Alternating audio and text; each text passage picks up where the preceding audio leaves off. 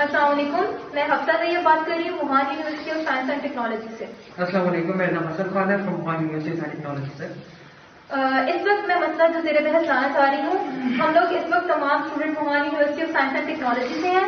ہم اس وقت جو سب سے پہلے اپنا مسئلہ پیش کرنے جا رہے ہیں وہ ہے خوراکی کمی.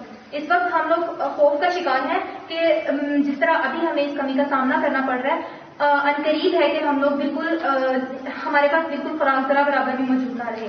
اور سیکنڈلی جو ہماری سب سے امپورٹنٹ بات ہے وہ یہ ہے کہ ہمیں ایک شہر کے اندر بند کر دیا گیا ہے، ہم آئسولیٹ ہو چکے ہیں. پتا کہ ووہان اس وقت پورے چائنا سے آئسولیٹ ہو چکا ہے. جس صوبے میں ہم رہتے ہیں ہوبئی، اس کے 13 سٹیز پورے چائنا سے آئسولیٹ ہو چکے ہیں. ان کا چائنا کے ساتھ کوئی رابطہ نہیں ہے.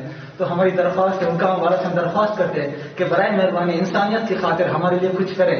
ہم برائے مہربانی ہمارے لیے کچھ کریں کہ ہم سب انسان ہیں. مسلمانی تو بہت دور کی بات ہے، انسانیت کی خاطر ہمارے لیے کچھ کریں. اور ہماری آپ سے کہ ہم آپ کی زندگی پر شکر گزار رہیں گے. فرینچ ایمبیسی یا امریکن ایمبیسی ان کے لیے مطلب کتنی ہیلپ کر رہی ہے ان کی کہ یہاں سے ووہان سے نکال رہے ہیں انہیں. ابھی سیم ہیلپ ہمیں بھی چاہیے کہ آپ لوگ ہمیں یہاں سے نکالیں. تو حکومت سے یہ درخواست ہے کہ ہمیں جلدی جلد یہاں ووہان سے ہم نکال دیں. برائے مہربانی یہاں سے نکالا جائے یا کوئی پلین ارینج کیا جائے جس کی وجہ سے ہم ادھر سے جا سکیں.